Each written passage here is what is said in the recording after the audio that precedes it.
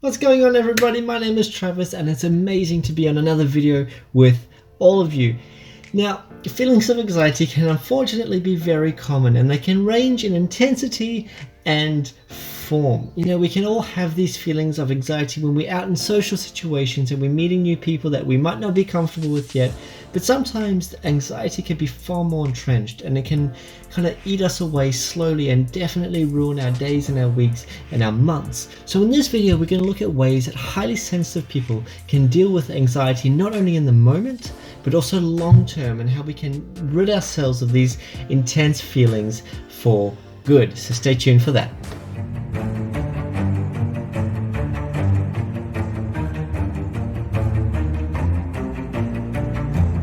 Now, one of the most common areas that highly sensitive people can feel anxiety in is social situations, right? And it doesn't matter if you're a highly sensitive person or if you're some A-list celebrity that's used to dealing with many people a lot of the time.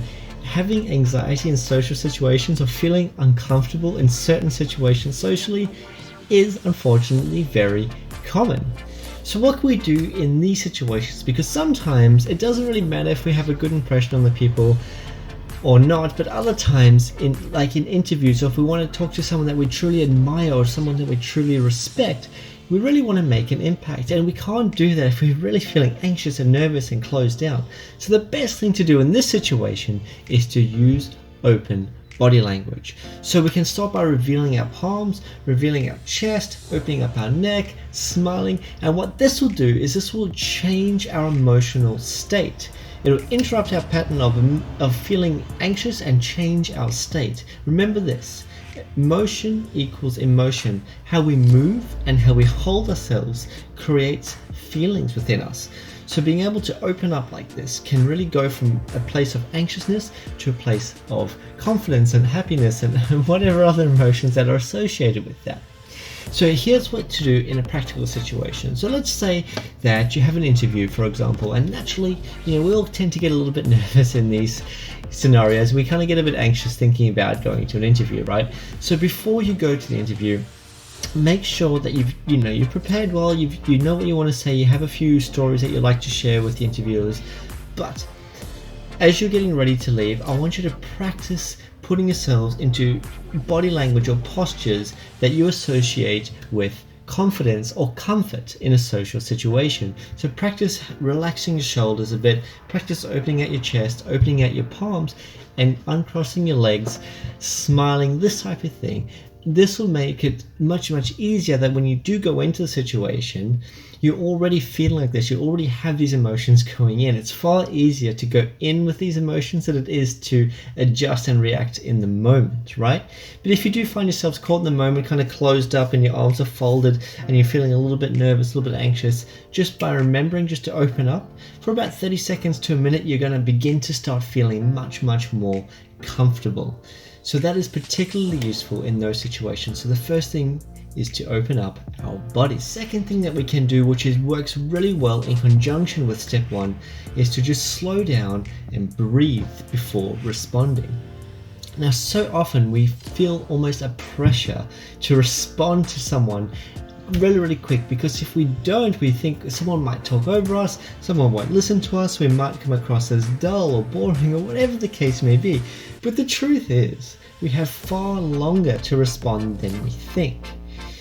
So when we're feeling anxious, we typically are not breathing properly, right? And when we're not breathing properly, we tend to cross as a nervous wreck. And I've been there. I used to have a boss that was very direct and would sometimes point at you in front of everyone and say, "Why isn't this done? What's going on? Blah blah blah blah blah." And it would almost come out of nowhere, and she'll put you right on the spot. And oftentimes when I was faced with that, I would really tense up and I would get all nervous and tense, and I would just blurt out anything, and I just came across looking like a bumbling fool, right? So I started adapting this open body language and breathing before responding, and it made a huge difference to myself, but not only to myself, to how everyone else perceived what I had to say. Instead of looking nervous and unsure of myself, I came across as fully in control of the situation. And because of that, I got far less kind of follow-up and far less micromanagement, which was amazing, right? So this is what you do. So let's just say that you, as I said, in the social situation where you're not feeling confident, you're feeling a bit nervous, a bit tense, before you respond to any question or before you comment on anything, stop, breathe in for 2 seconds, breathe out for 2 seconds. Obviously don't do it like that, you do it a bit more subtle than that in a social situation, but by doing that, it will just kind of interrupt that need to want to respond so quickly. It gives your mind time to kind of process what was being said, which is particularly helpful when you are highly sensitive and you process things on a much deeper level. It just gives your brain that extra few seconds to be able to do that, and then you can respond. And what you'll also find is when you're in that situation where you're not sure what to say, and we tend to use a lot of filler words like especially when we're nervous, right? When you feel the urge to use one of those words, again, just pause and then continue what you were going to say. There's no need to constantly be filling the silence with words. Pausing is a powerful tool and it is very underutilized. And as I said, it'll make you feel much more confident, much more in control of the situation, and you'll be perceived as such as well. So that is the second step. So for step 1, open body language. Step 2, pause before responding. Now these 2 steps work wonderfully in social situations, right? But as you know, anxiety can be far more pressing than just social anxiety or these kind of base level situations. So what can we do if we have a much more intense form of anxiety going on? For example, if we have to make a big decision. Now making big decisions can be a very common cause of anxiety, especially if it's a big financial decision, or if it's a big decision in lifestyle, if it's going to affect your friends or your family. Now I'll give you an example. A lot of people go to jobs every single day that they're just not happy in. They almost kind of go through the motions and they live for the weekend, which not always the most ideal way to live. Now ultimately what happens is people start dreaming about their dream career and they think, oh, I'd love to do this or I'd love to do that, but I'm stuck in my job, and they kind of just live their life like that. But what some people do is they will make the plunge and leave that sense of security in that job that they have and go pursue this dream and this passion. Now, if you're in that type of situation, naturally you're going to get feelings of anxiety come up, because this is a big decision, right? We're leaving what we associate financial safety to go pursue this unknown, uncharted world. And of course, we have these well-meaning friends and family that have our best interests at heart. They don't want to see us suffer. They might try to talk us out of it as well, only adding on to these feelings of anxiety that might already be there. So what do we do in these kind of situations? Well, we're going to use a technique called the rocking chair test. So what you would do is you'd ask yourselves a series of questions, and you would imagine yourself being 80 or 90 years old, sitting on your rocking chair, reflecting on your life as if you had done this thing. So the first thing you want to ask is, if I do this thing and I fail, when I'm 80, am I going to regret this, or will I still look back with pride? Alright, so that's a powerful question, because what it does is it shifts the perspective from here and now to in the future. And what you'll find almost always is when you ask yourself that question, you'll think, well, even if I do this, even if I pursue this course and it doesn't work out, I'll be much happier for trying than not. So that's the first question. The second question you obviously ask is, if I do this and succeed, how will I feel about that when I'm 80? And that is almost always obvious.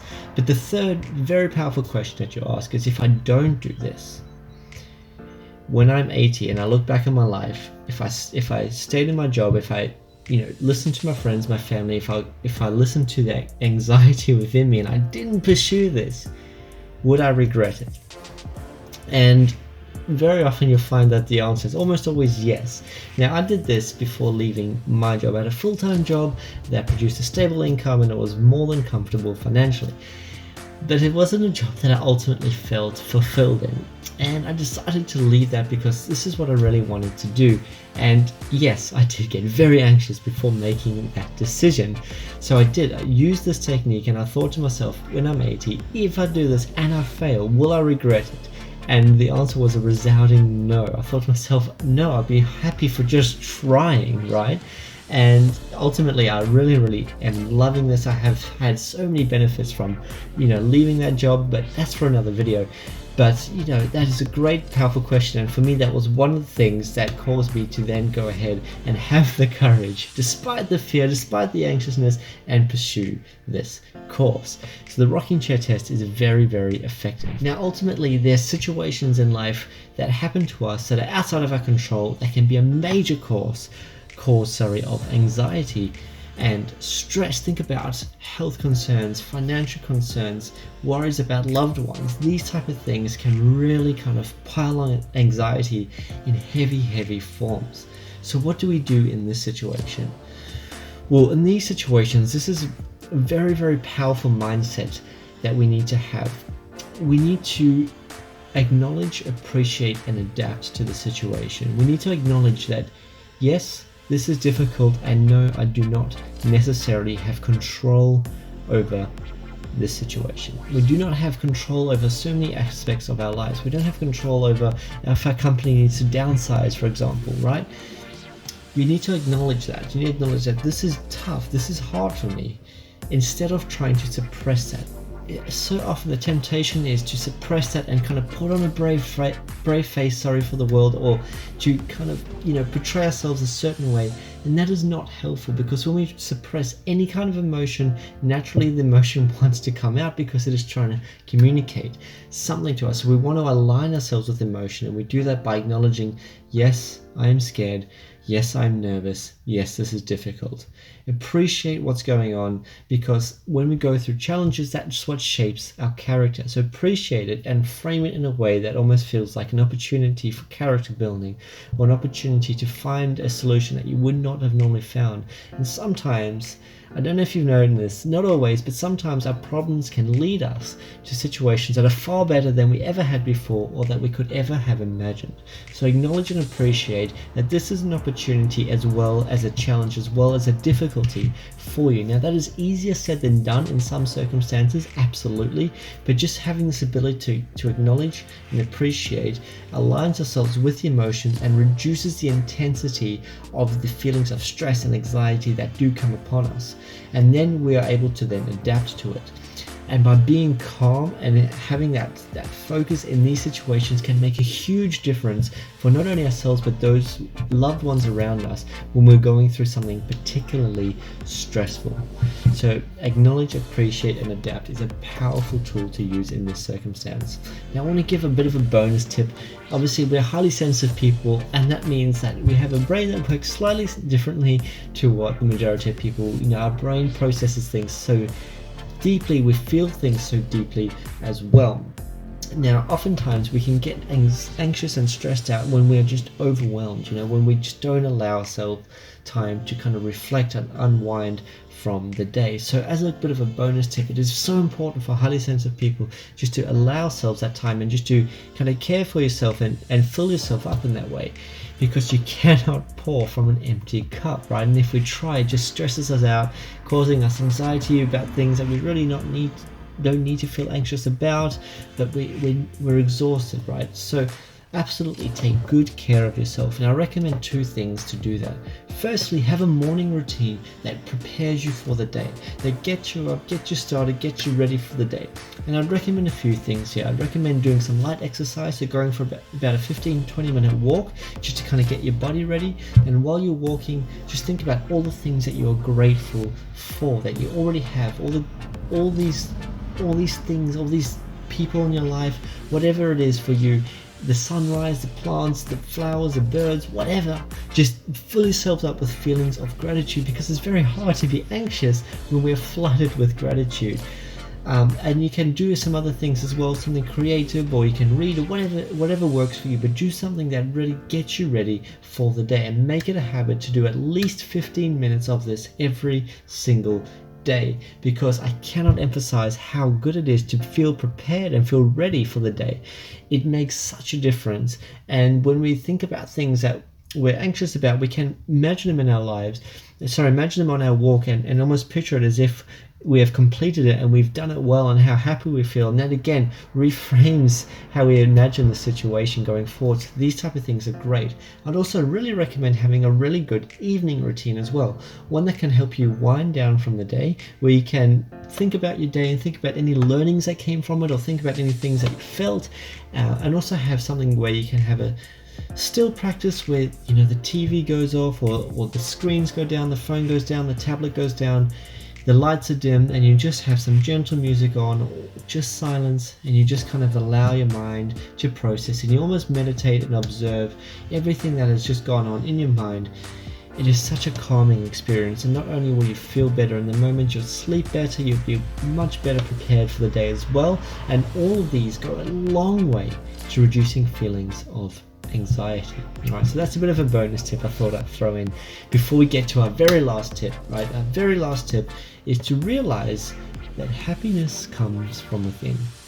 Now, we most commonly get anxious when we think something has to go a certain way and we have no control over, but we fear that if we don't get this one outcome, that it would be bad, it would end badly for us.